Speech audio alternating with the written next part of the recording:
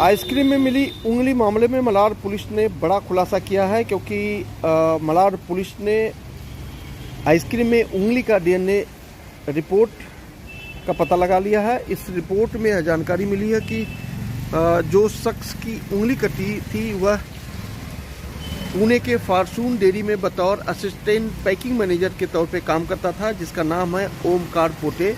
ओमकार पोटे की उंगली 11 मई 2024 को कटी थी और जो आइसक्रीम में उंगली मिली थी वह भी 11 मई 2024 की मैन्युफैक्चरिंग डेट बताई गई थी। इसी को लेकर मलार पुलिस लगातार जांच कर रही थी, लेकिन अब मलार पुलिस को एक बड़ी जानकारी मिली है, जिसमें यह पता लगा है कि जिस शख्स की उंगली कटी थी वह पुणे की इसी फॉर्चून डेयरी में काम करने वाला था। फिलहाल मलार पुलिस अब जो है तमाम धाराओं के तहत आगे की जांच करेगी, लेकिन जिस तरह से मलार पुलिस ने इस मामले का खुलासा किया है, जाहिर तौर पर लोगों को चौंकाने वाला है, क्योंकि महज कुछ ही दिनों में डीएनए की रिपोर्ट आ गई है और इस रिपोर्ट में यह जानकारी मिली है कि जिस शख्स की उंगली कटी थी, यानी कि ओमकार पोटे की उंगली से लिए गए ब्लड सैंपल की भी जांच की गई, जिसमें यह जानकारी मिली है मतलब किसी तरह की बीमारी ओमकार पोटे को नहीं थी।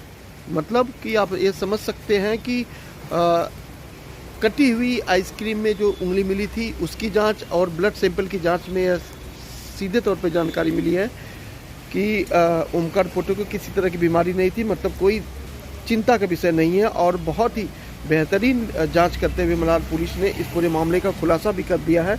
अब आगे की जांच मलार पुलिस कर रही है, लेकिन उसके पहले आपको हम कुछ तस्वीरें भी दिखाते हैं जो पुणे की फॉर्चून डेयरी की तस्वीर है, और मलार पुलिस इस पूरे मामले में क्या कुछ करती है वह भी आपको सुनाते हैं।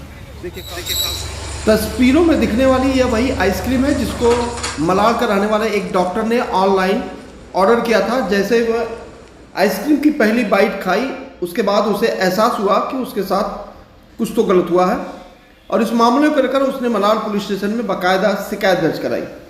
दरअसल यह वही तस्वीर है जहां पर आइसक्रीम बनती है और यह पुणे की तस्वीर है, पुणे की उस फैक्ट्री का जिसका नाम है फॉर्चून डेयरी।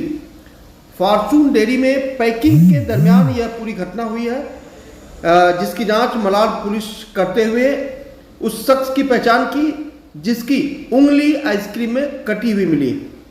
फिलहाल इस पूरे मामले को लेकर विधानसभा में भी कांदीवलीपुर के विधायक अतुल भातखलकर ने मुद्दा उठाया और उस पर यह जांच की मांग भी की है। और यह बेहद ही खास तस्वीर है जब आप यह सोचते और समझते हैं कि क्या आइसक्रीम में भी इस तरह की उंगली आ सकती है, तो जाहिर तौर पर पुलिस के हिसाब से यह मात्र एक एक्सीडेंट बताया जा रहा है जिसकी जांच पुलिस कर रही है। हालांकि डीएनए की रिपोर्ट में यह खुलासा भी हो चुका है कि यह उंगली जो है मैनेजर पोटे की है। क्या कुछ कहते हैं, सुनिए। तो हमें एक कंप्लेंट में आया था और उन्होंने कंप्लेंट दी थी। उन्होंने एक झुट्टो से एक आइसक्रीम मंगवाई थी और आइसक्रीम में उनको एक ह्यूमन पार्ट मिला था।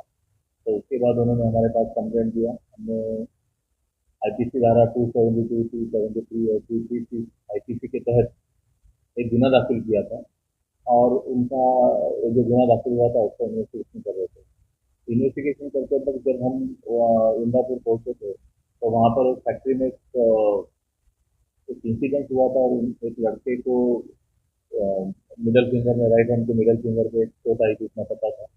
उसके बाद हमने उनको बम्बई बुलाया। उसके बाद उनकी पूरी मेडिकल जांच की और डीएनए सैंपल्स लिए थे, जो कि हमें आइसक्रीम में जो पार्ट मिला था उसको मैच करने के लिए हमें उनके डीएनए सैंपल्स भेजे थे। उसका कल हमें रिपोर्ट आया और वो पॉजिटिव आया है कि पता चला है कि जब 11 मई को जब ये प्रोडक्ट बना था आइसक्रीम का, उस दिन जो इंसिडेंट हुआ था वो इंसिडेंट में ये लड़के का जो राइट हैंड के मिडल उंगली का जो पार्ट था वो आइसक्रीम में पाया गया। आइसक्रीम है ये प्रोडक्ट का रिपोर्ट आया है और आगे की तहकीकात अभी जारी है, उसके बाद ही हम बताते हैं। अभी इसमें किसका नेग्लिजेंस क्या है उसकी अभी हम लोग ढूंढ रहे हैं। एफडीए ने कुछ कार्रवाई की है इससे पता है, बाकी इसके बारे में हमें ज़्यादा कुछ पता नहीं है।